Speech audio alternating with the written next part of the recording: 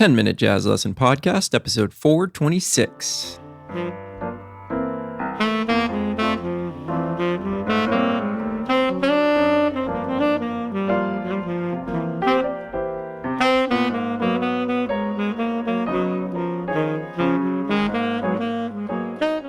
Hey everybody, welcome back to the 10-Minute Jazz Lesson Podcast, episode 426. New month means new series. And if you're looking at the title of this episode and you're thinking to yourself, I know that tune. Elvis Presley did that tune. You are absolutely right. We are going to learn a tune that I haven't really heard very many people do in the jazz world, but I absolutely love as a jazz standard. There are some jazz recordings sort of floating around out there of this tune, but we are going to do the tune made famous by Elvis Presley, Are You Lonesome Tonight? And before we dive into this, I wanted to talk about the fact that some of you might think it's like a little weird, like you're doing an Elvis Presley tune, but I want to remind everybody that the tradition of playing jazz standards largely comes from finding music outside of jazz and adapting it to a more jazz style, right? And that is exactly what we're going to do this week. So Elvis's version was in 3/4, first of all. It was done very sort of slowly, ballad-like. And what we're going to do is we're going to turn this tune into a swinging sort of medium / up-tempo 4/4, and you're going to see just how well this tune works. And then we're going to learn the melody by ear, and we're going to do our thing with it. So we're going to start by soloing in really broad context, with just some key centers. And then I'm going to talk about why I think the chord changes of this tune are quintessential sort of building blocks of the jazz language, and why you need to understand and be able to hear this particular chord progression, because it's going to pay off for you in a lot of different ways. And also, by the end of this month, you should have a pretty cool tune that you can play with your friends, call at jam sessions if you bring music, because not very many people are going to know this, or that you can play with your ensemble that not a lot of people play. So I have somewhat of an ulterior motive this month. The first one is, as always, to try to get you better at this language and teach you something. And the second one is, let's start playing this as jazz musicians. Let's start playing this tune. I think you're really going to like it. It is so swinging when we make a few tweaks to it. So why don't we just start the episode by actually playing this melody so that you can wrap your ears around it and sort of hear what this one is all about. So I'm going to go ahead and just play the melody through twice.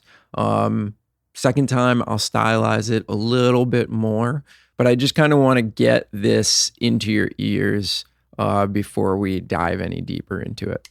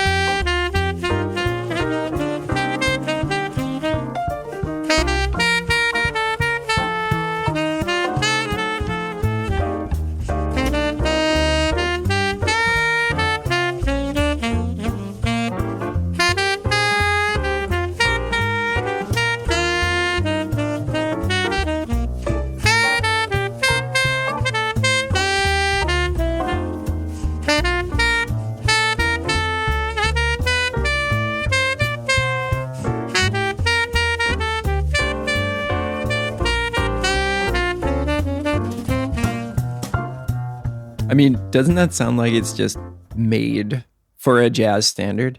Man, when you put it in 4 like that, you up the tempo a little bit and you kind of play it with a jazz sensibility. It's maybe one of the most perfect tunes that I can think of. So I absolutely love playing this tune. I hope that you will also. Okay, so let me talk about what I would like you to do this week. And let's talk about the tune a little bit. So first of all, it is in the key of concert B flat major. All right. Second of all, it's a 32 bar form. And this form is a little bit interesting because what I would call it is A, B, C, D, right? So just 4 8-bar sections, but they're all different from each other, which makes it pretty interesting and actually makes it very compelling because we don't hear the same melody at all throughout. And it's just so geniusly put together. So the first thing that I want you to do is just learn the melody. That's it. So you can use my recording to learn the melody. I am stylizing it a little bit. I just kind of can't help myself. But if you learn the way that I'm playing it, especially that first time through, I'm generally sticking very close to the actual notes in the melody. I'm just stylizing the rhythm a little bit. So if you want to learn it off of there, that's great. I think that would be a good tool for you to learn the melody. And what you can also do is you can learn the words. And what I would do is you could just look them up. But a great place to do that is to just go and find Elvis's version of it. And just learn the words by ear like you would learn the melody by ear. Okay? But that's generally all that we're looking to do in this first week of the series is to just learn the melody by ear and learn the words, because that'll really help us with the phrasing of the melody when we go to play it on our instrument. Okay? So hopefully by next Friday, you have the melody down, and then we can start to talk about soloing over it a little bit.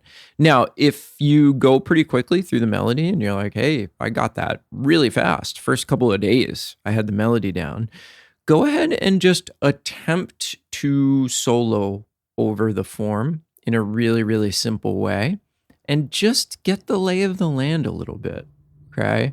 Just try to use your ear, let your ear guide you through this form, and just kind of see what happens. Remember, it's kind of an experiment. You're not going to sort of expect yourself to be playing this absolutely killing, burning solo in the first couple of days or week of learning this tune. And remember, we're not using a lead sheet, but if the melody comes quick to you, go ahead. Just try to feel your way through it, see what happens.